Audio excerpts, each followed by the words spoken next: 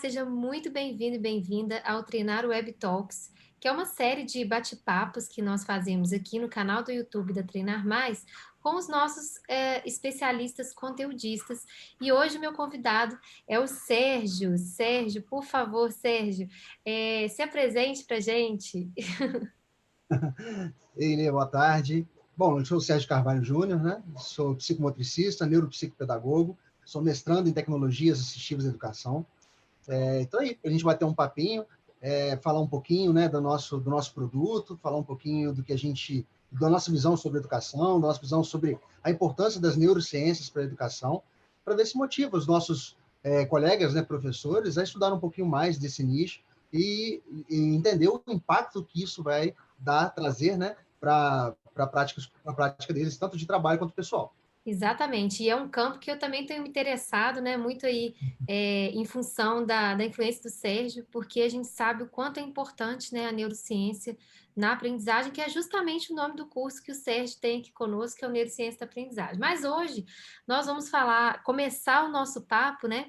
Eu convidei o Sérgio porque eu estava numa leitura a respeito de andragogia e processo de ensino para adultos, e eu me deparei com o autor falando sobre memória. Então eu falei, gente, eu preciso chamar o Sérgio para a gente conversar sobre isso. Então, Sérgio, eu queria te perguntar, né? O que a memória ela impacta no processo de aprendizagem? Bom, a primeira coisa, a gente tem que entender o que é memória, né? O problema é que as pessoas acham que memória é um HD, né, de computador alocado em uma área do cérebro e é ali que a gente vai buscar as informações que a gente já aprendeu. Não, né? A memória é um sistema tripartite: memória sensorial, memória de trabalho e memória de longo prazo. Na memória sensorial, é a memória de curtíssimo prazo que está ligada aos nossos sistemas sensoriais: olhos, ouvidos, né, o paladar, o olfato e etc. E o tato, principalmente, né? Essa memória sensorial ela vai pegar uma informação, né, que esteja sendo captada por esses órgãos sensoriais e vai deixar ali numa espécie de memória RAM, bem volátil. Ela depois vai mandar essa informação vai chegar à memória processual. A memória processual, a memória de trabalho, ela funciona ali no hipocampo, ela é um meio de campo. Ela pega a informação nova captada pelos órgãos sensoriais e vai lá na memória de longo prazo e busca algo que seja semelhante àquilo que está sendo vivenciado. Se as duas informações que está sendo recebida e a da memória de longo prazo forem semelhantes, nossa memória de trabalho cria um processo chamado assimilação. Ele vai pareando as igualdades e guarda a informação mais completa. Se for muito diferentes, ou antagônicas, ou até mesmo complementares, vai sofrer um processo chamado acomodação. Na acomodação, a gente tem a substituição da memória de referência pela memória nova que seja substitutiva, que seja de melhor conceituação ou de melhor aplicação. Então, nesse sistema tripartite, entre memória sensorial e memória de longo prazo, a função do hipocampo na memória de trabalho, ela é essencial. E como ela é essencial, os professores têm que entender que não adianta eles, na sala de aula, por exemplo, criar uma ideia de você vai juntando esse monte de informação e daqui a 2 semanas você vai fazer uma prova. Não, né? A gente tem que trabalhar num sistema chamado Retrieval-Based Learning, aprendizagem baseada em recuperação.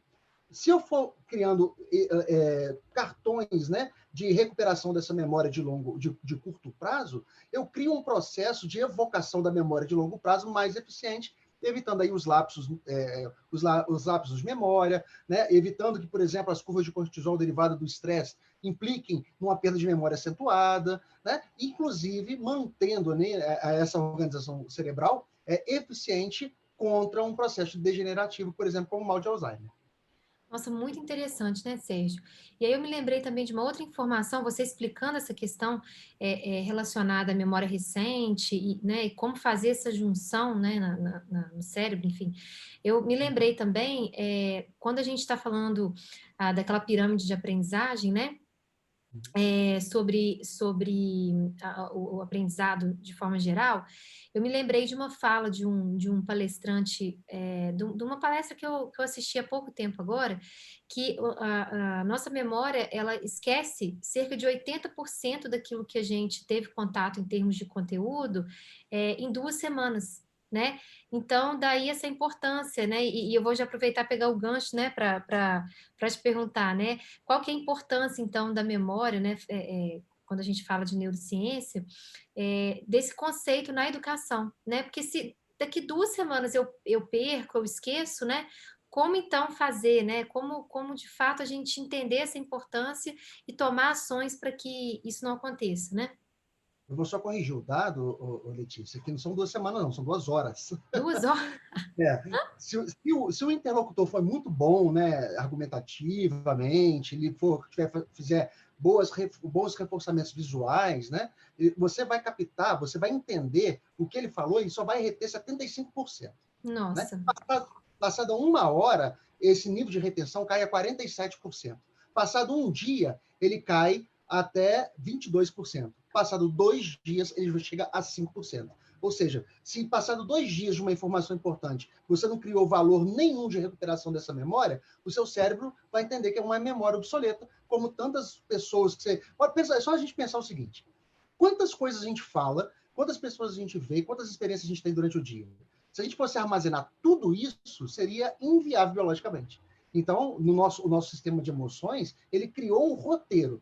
Se eu não reforço, eu não preciso. Logo, assim que eu entro nas zonas de sono REM, no sono paradoxal, no processo de higienização mesmo desses engramos mentais, ele vai se tornando obsoleto e vai ficando cada vez mais difícil acessar essa zona.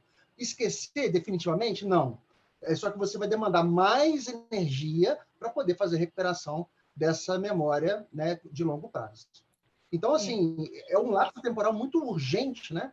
Que o problema é justamente esse no impacto das escolas. Quando a gente cria na escola, a escola tradicional, ela é a escola de memorização cumulativa. Uhum.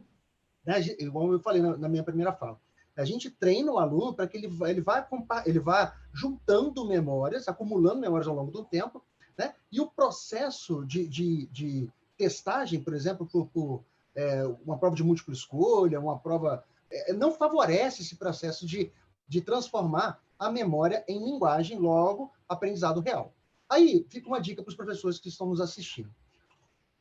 O fator cognição, né, o fator aprendizagem, ele é uma equação de 5 passos. Primeiro, sensorial, perceptual. Segundo, atenção. Terceiro, memória. Então, linguagem. E só então vem as funções executivas, como raciocinar, pensamento lógico estruturado. Então, quer dizer o quê? Os seus órgãos sensoriais, se você for uma pessoa sadia, não tiver nenhuma deficiência, né, física, eles estão ali captando imagens, sons, cheiros, né, sensações do ambiente. Algumas vezes, algumas dessas sensações nos chamam a atenção. Né? Então, você está ouvindo um monte de som, de repente um som te chama a atenção. Todo o seu foco direcional, atencional, foi para aquele ponto.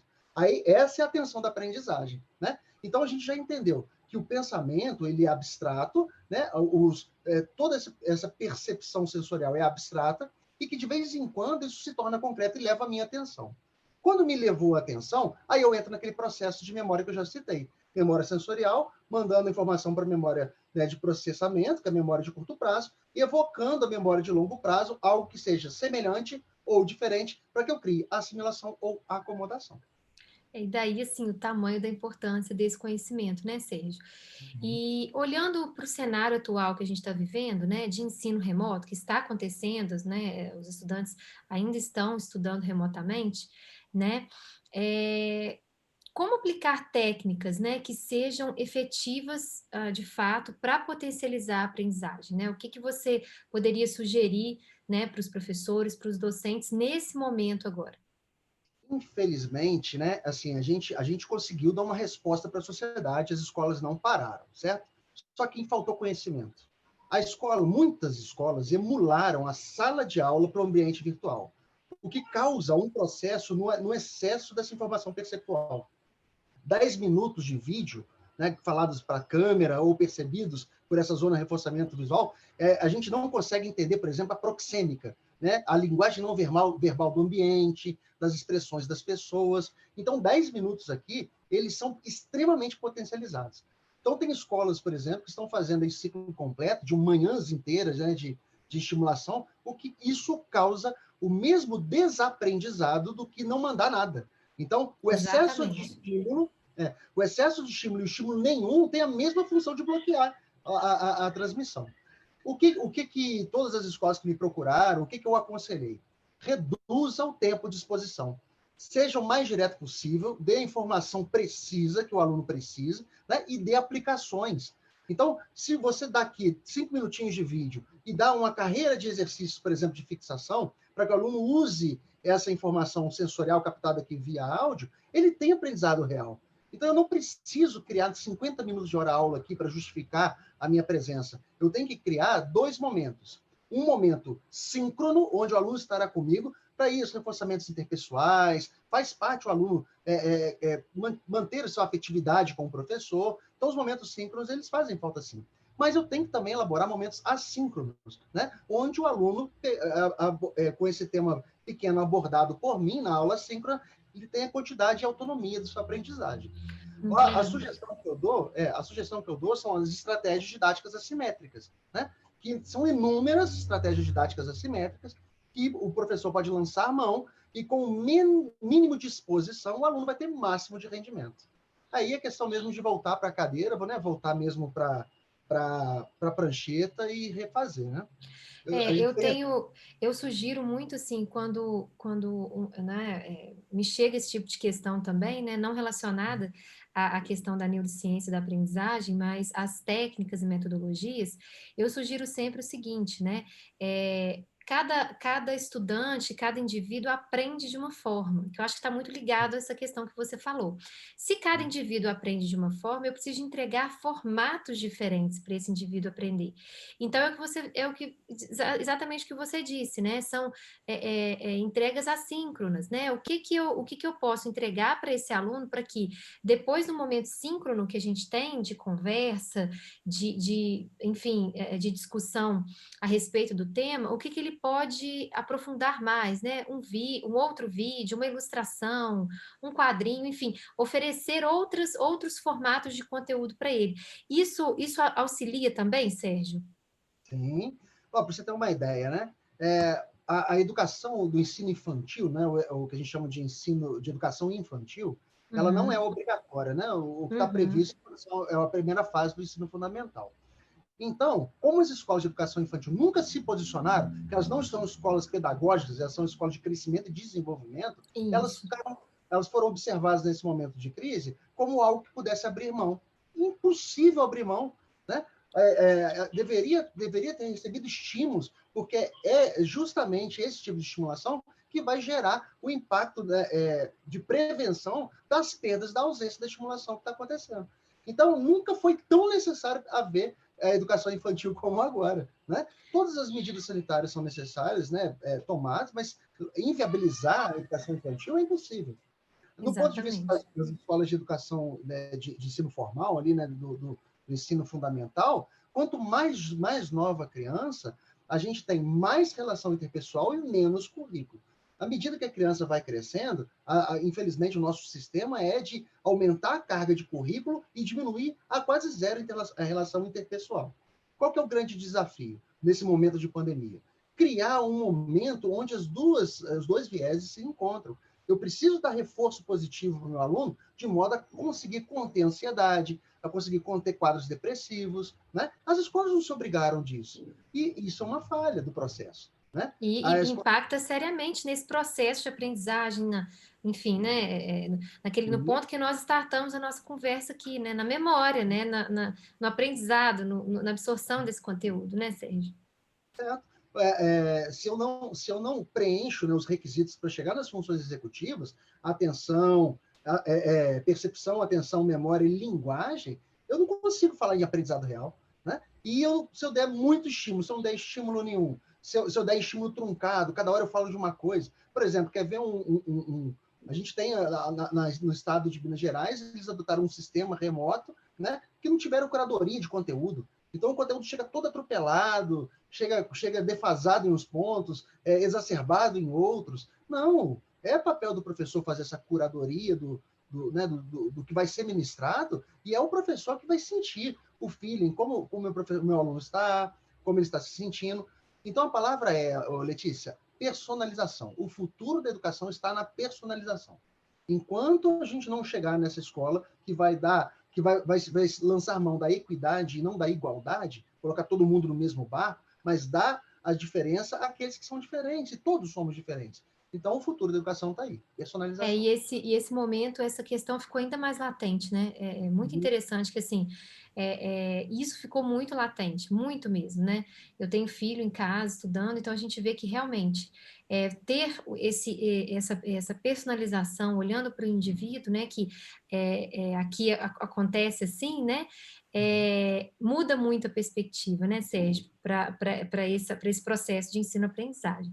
O que eu ia te perguntar também é o seguinte: quando a gente fala de adulto, é o mesmo processo ou com o adulto é um processo distinto? Muito boa pergunta. É completamente distinto. O fim pedagógico, o fim didático pedagógico para a criança, ele busca 3 fatores: curiosidade, criatividade e pensamento divergente. A curiosidade gera engajamento, a criatividade gera produção e o pensamento divergente gera a escolha, o aprendizado em si. Então, quando a gente fala em pedagogia, a gente busca estratégias de motivação.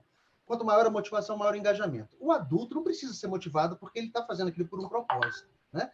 Então, a ideia do adulto, o aspecto andragógico, ele está circunscrito a 2 fatores: colaboração e aplicação. Se o que eu estou te falando não fizer sentido nenhum para você, vai entrar Já por um é. ouvido e sair do outro, né? Então, eu preciso te dar uma ferramenta. O futuro da educação adulta é ferramentas que podem ser aplicadas agora. Não é efeito de pode ser, olha, vai juntando isso aqui na expectativa de quando você formar, você se Não, tornar. Isso não existe mais, né? Então, o futuro do ensino superior também é a personalização da formação, né, aplicada sobre aquele conceito. Você concorda comigo que a terceira lei de Newton, né, a fórmula de Bhaskara, as câmaras que compõem o coração já estão escritas e descritas? Não já. adianta, eu posso ler, você pode ler, vão continuar sendo 2 átrios e 2 ventrículos. Então, por que cargas d'água o aluno precisa do professor para contar para ele algo que ele pode autonomamente pegar um livro e saber, né? Ele precisa do Exatamente. professor para poder dar para ele a aplicação. Exatamente. Mostrar na prática funcionando, né, Sérgio? Pois E o que, é, as inclusive, relações. exatamente, o que inclusive vai acelerar o processo dele de aprendizagem, né? Que com a prática, mão na massa, né? Com certeza ele vai aprender muito mais, né? Comprovadamente vai aprender muito mais, né? E assim, para a gente fechar nesse papo, que esses nossos bate-papos são sempre rapidinhos, quais dicas ou informações que você poderia trazer para quem está aqui assistindo a gente, que sejam essenciais para saber, né, ou para guiar ali uma busca de conhecimento nessa área da neurociência, da aprendizagem? Então, a gente Para tem mim que separar, também, né? Que eu também a quero gente, estudar sobre essa área. a gente tem que separar algumas coisas, né? A primeira coisa é a autocompreensão. Então, assim, a primeira coisa que você tem que ter é uma compreensão de si. Como que está a sua saúde mental? Você está dormindo bem? Você está comendo bem? Né? E você está conseguindo organizar o seu pensamento? Lembrando sempre que se eu penso assim, olha, eu estou esquecendo mesmo as coisas, eu estou com a cabeça ruim. Se você tem consciência de que você está falhando, isso é sinal de estresse, não é sinal de fisiopatologia. Então, é a chance, né, de você melhorar nutrição, sono e com atividade física regular, né, você tem essa melhora grande. Então, esses são os fatores básicos. Primeiro, cuida de você. Agora, uma vez que você está cuidando de você, você quer conhecimento, a lei brasileira hoje permite que qualquer um possa fazer pós-graduação em qualquer área, né? Agora, se você vai utilizar isso na aplicação geral ou na aplicação específica, vai depender de cada área e das suas regulamentações. Nós temos, por exemplo, cursos de pós-graduação aqui em Juiz de Fora na área de neurociência. Tem curso em neuropsicopedagogia, a gente tem curso na área de psicomotricidade, que são cursos que vão elevar, né, o coeficiente de aprendizado nessa área, são extremamente acessíveis e estão aí à disposição de todos os professores. O caminho eu costumo brincar que é horas bunda, né? Quanto mais tempo você vai se dedicar a Não tem estudar, jeito. mais fácil é a sua prática, não tem jeito. Né? Aquele Verdade. discurso da Letícia de as pessoas se deslocarem, isso é bonito na teoria, na prática não funciona, isso aí é balela. Né? Porque a ciência ela é feita em cima de testagem por amostragem, não tem jeito. Exatamente. E a buscar o conhecimento para aplicar na prática, né, é o que a gente precisa de fazer no nosso dia a dia. Ainda mais que a prática docente, ela não para, né? Então ela não para de evoluir, né? Então a gente está lidando cada hora, cada momento com um perfil de aluno diferente, cada indivíduo é único, exclusivo, tem as suas questões individuais de aprendizagem. Então a gente estar estudando sempre para levar, né, o melhor é muito importante. Não é mesmo? Tem que tomar cuidado, Letícia, com moda, né? Quando a terceira onda da tecnologia invadiu a escola, com a presença do data show, né, tornou obsoleto o retroprojetor. Só que não treinaram o professor naquela mídia, né? O data show, né? O projetor é uma mídia, é um meio por onde eu vou manifestar o meu saber. E o professor, ele pegou o que ele conhecia, que era o retroprojetor, que ele tirava xerox, né, dos livros e projetava, e transportou isso para o PowerPoint, dando o mesmo aspecto de monotonia que tinha na aula do retroprojetor. Então, não é moda, é conhecimento. Aí tem que estar muito claro para o professor. Busque conhecimento. Busque curadoria do conhecimento, né? Busca alguém que entenda do assunto, que possa te direcionar. Essa leitura é boa, essa não é, essa é boa por isso, essa aqui vai depender de um entendimento. Busca uma mentoria, né? Busca uma pessoa que vai te ajudar, vai te guiar nesse processo. Além dos cursos, né, formais de pós-graduação e extensão, esses processos de mentoria ajudam bem e tem Com muita gente boa certeza. fazendo. Com certeza. Sérgio, muito obrigada. Quero te agradecer aí pelo seu tempo para a gente bater esse papo. E eu espero que tenha elucidado aí algumas dúvidas e questões de muitos professores, de facilitadores de treinamentos também. E quem sabe em breve a gente volta para falar mais sobre esse assunto de forma um pouquinho mais aprofundada, né? Então, muito obrigada, viu? E até a próxima. Gente, um abraço. Tchau, tchau.